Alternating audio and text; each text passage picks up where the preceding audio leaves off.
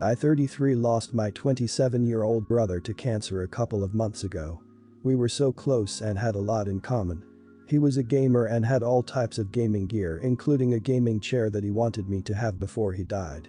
It's devastating because we were really hoping and had plans to spend Christmas 2021 together. This chair I consider special because it was my brother's favorite of all gear, and it reminds me of him whenever I sit in it. I don't play anymore, it just brings me closer to him to a degree I cannot explain, and it brings me so much comfort. I keep the chair in my office, and days ago I found out that my fiance, who has been out of a job and complaining about no longer being able to attend the gym, took the chair and sold it online to be able to pay for her next month's gym membership. When I found out, I flipped out hugely and had a very negative reaction. She told me that she was desperate for money, and after selling all she had no choice but to sell the chair. I reminded her of who this chair belongs to, but she said I already have tons of keepsakes from my brother, and so I shouldn't act like it was the end of the world. She also vented about her past eating disorders and her anxiety when it comes to keeping fit, and claimed I was dismissing that she is struggling. I yelled at her and called her inconsiderate and selfish, and told her she should have never ever took and sold any of my stuff for a gym membership when she literally could have kept working out from home.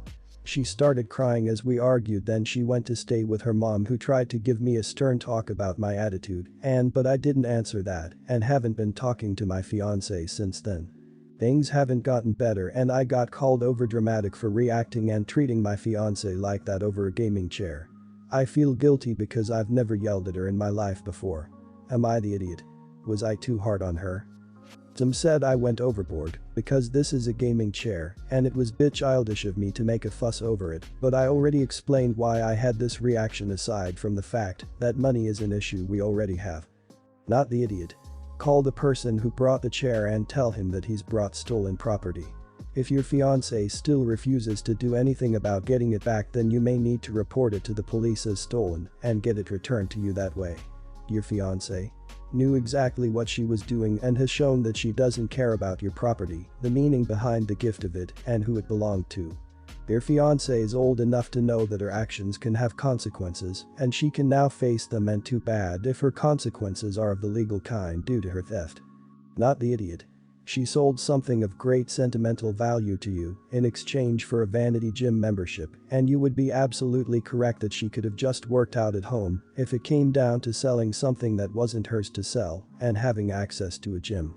Then she tried to turn the table on you by making you feel bad for being upset at her awful decision. Essentially, she stole from you, then tried to make you feel bad about it. Big red flag, my dude. Not the idiot. Even if your brother was still alive, what she crossed a line. She doesn't have any right to sell your stuff without your permission. Technically, that money isn't even hers because the chair belonged to you. It doesn't matter if you have lots of keepsakes from your brother or not, it still doesn't give her the right to sell your things. There are plenty of alternatives to gym that she can use to keep fit, such as calisthenics or going for walks or jogs or runs. Last I checked, nature and your own body are free. So my brother, 26, and I, 22, used to be really close. We both struggled with having crappy, abusive parents, and we leaned on each other for support. That was, until he met Sarah. Sarah has changed him. He stopped hanging out with me, he stopped talking to me, so now we barely talk. I'm certain that Sarah is responsible for the change. As a child, I was very sick, having many different problems, including a cancerous lump that was removed. Not a big deal, I recovered, and I was too young to really understand most of it, but some of those issues carried on into my adulthood. Sarah came up to me about a year ago and started discussing these problems with me, giving me advice that wasn't the least bit helpful and was only condescending. Sarah is good at this, she makes judgmental little comments all the time.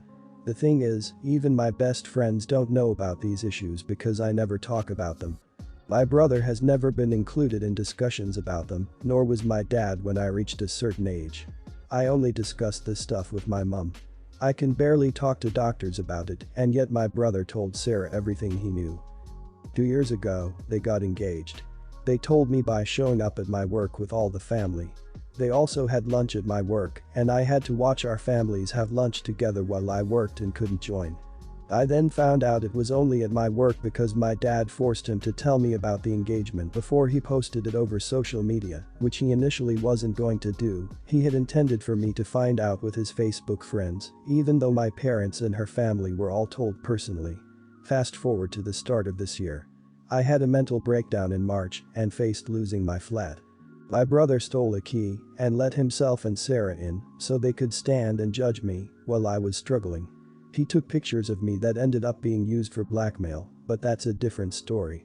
I later found out that he tried to convince my mother to section me and have me committed to the mental hospital.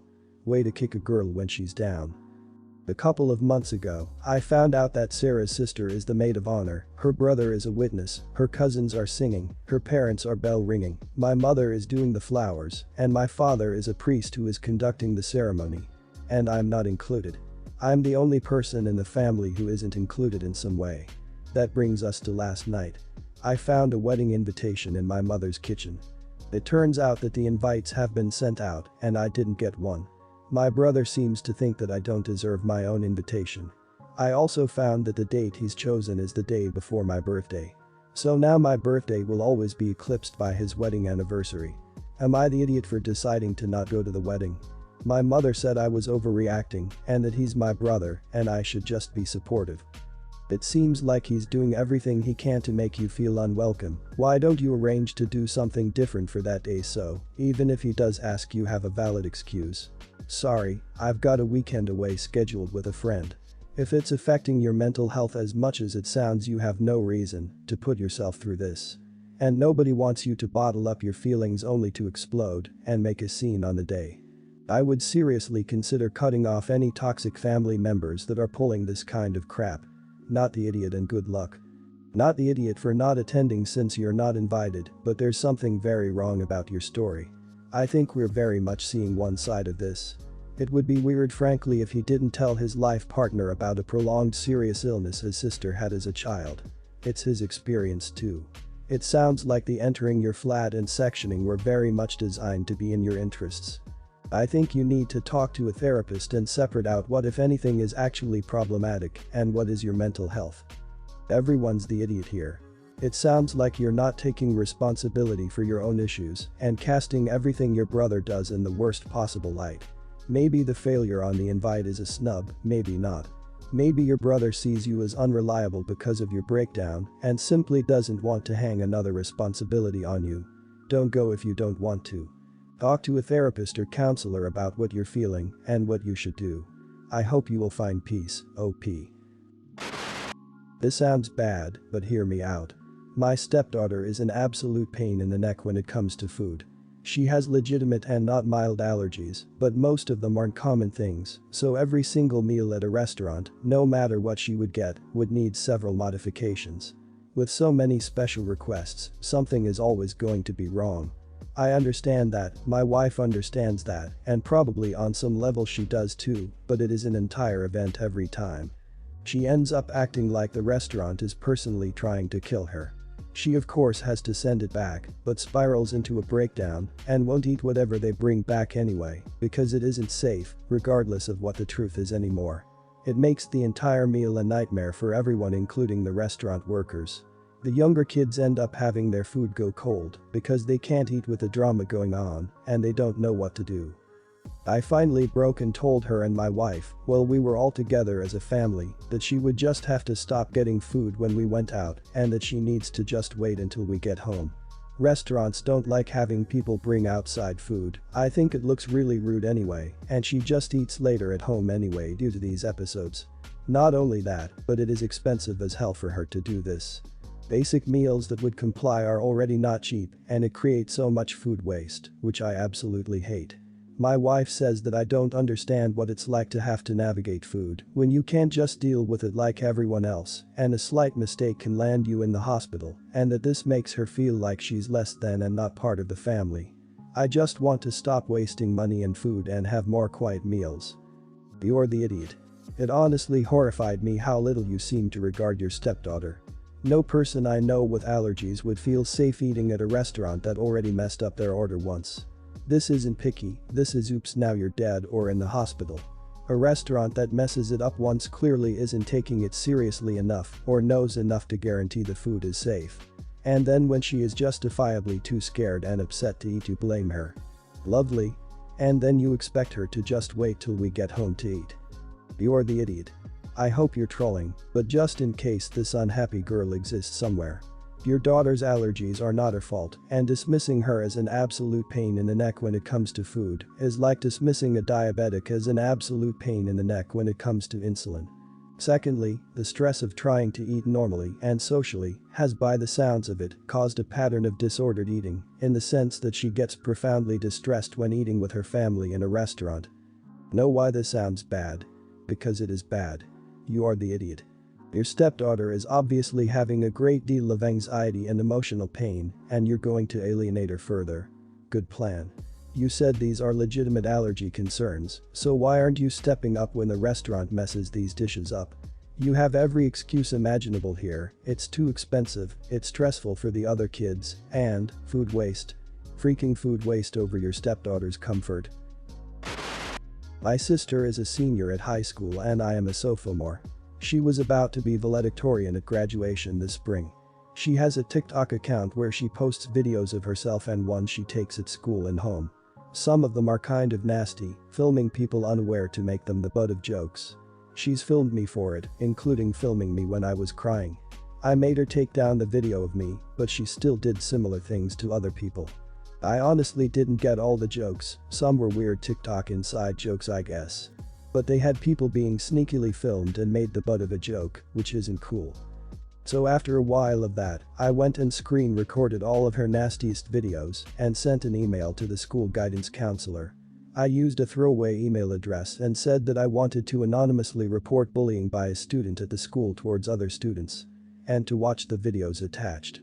I pretended to be a concerned bystander rather than someone who was bullied. And the school took it really seriously. They talked to everyone in the videos and their families and took disciplinary action, suspending my sister and one of her best friends. Because my sister was suspended, she wasn't able to be valedictorian anymore. Another girl at school got the title. My sister and parents are mad. My sister is pissed at the other girl who she says doesn't deserve to be valedictorian because she came to school after being homeschooled just that year, so she only needed to keep her grades up for 1 year compared to her 4 years. My parents are furious because my sister losing the valedictorian title means she lost her full ride scholarship and my family will be in a much worse financial situation having to pay towards her college. They're furious at whoever cowardly person sent in that report without even telling them. They wanted a chance to resolve things before it came to this and said whoever's parents had known about this and not talked to them before getting the school involved were cowardly for not even trying to have a parent-to-parent talk. They were mad at being blindsided because the school had already made the decision to suspend my sister and make her lose her valedictorian title and scholarship before they even knew anything was up. Nobody knows I sent that email. I had been thinking of coming clean, but after the way my parents have been so furious at that anonymous person, I don't think I will. I feel like my parents care more about my sister becoming valedictorian and having a full ride scholarship than they care about anything else.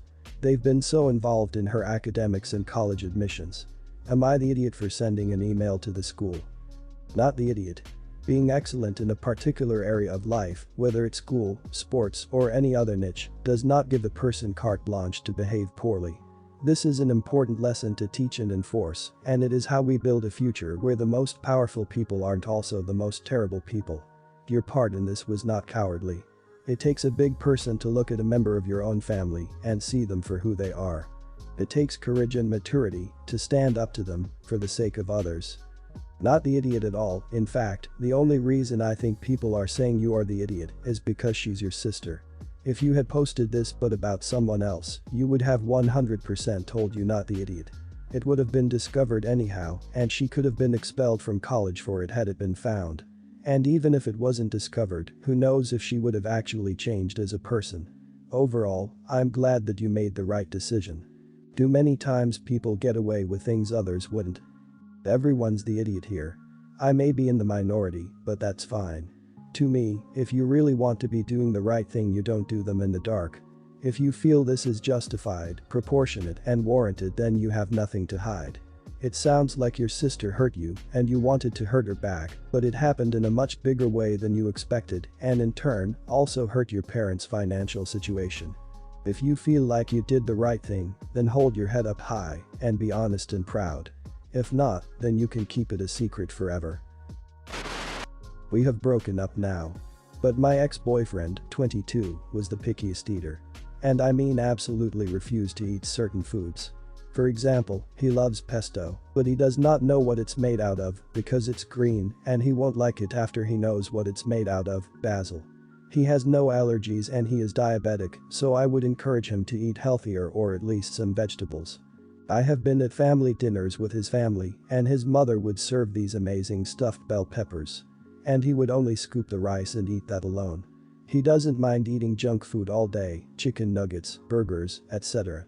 So one night at my house, I had made lasagne with small carrot pieces in it and I served mine with some steamed vegetables including steamed carrots and served his as just lasagna. Mid-dinner I feel like he is eyeing my plate so I ask, would you like to try some of my carrots, to which he replied, nah, I don't like carrots. I had told him there is carrot in the lasagna. He pushes away the plate and says he's finished eating, but at this point he had already had 2 servings of it, working on his third. He later told me he felt violated that I fed him carrot without his knowledge and was quite upset about it. I had just been trying so hard to deal with his pickiness, as always having to cater our dinners to his liking, and everyone is entitled to have likes and dislikes, but I felt it was all in his head and quite irrational. Not the idiot. It's not like he's allergic to them. I know from experience that it's all in his head. I used to be a picky eater as a kid, but I grew out of it and I did it by trying the food. Not looking at it and then just proclaiming I don't like it. I once dated this girl for a month who was the pickiest eater I've ever seen. There were restaurants we straight up couldn't go to because of it. She was also allergic to all fruit. Who is allergic to fruit? After the first few dates I actually called my mom and apologized for all the years I was so fussy about food. Everyone's the idiot here. You cared about him and wanted the best for him. You didn't want to watch him kill himself with unhealthy eating. That's admirable. But you addressed it with deception. You knew he wouldn't want it, but you secretly fed it to him anyway. You can say, well, I didn't claim there weren't carrots, so it technically wasn't lying. But that's just semantics. You knew he would assume there weren't. If you want him to eat healthier, say so. If it's a deal breaker that he refused to comply with, that's honestly okay. You're the idiot. Bottom line is that you deliberately deceived him. It may not seem like a big deal to you if someone slipped an ingredient you didn't like into your food, but it is a big deal to him. You knew it would upset him and did it anyway. You don't understand his eating habits and that's fine. Instead of respecting his feelings and accepting that you don't understand his position, you have decided to label it as all in his head and quite irrational and decided to challenge him on it.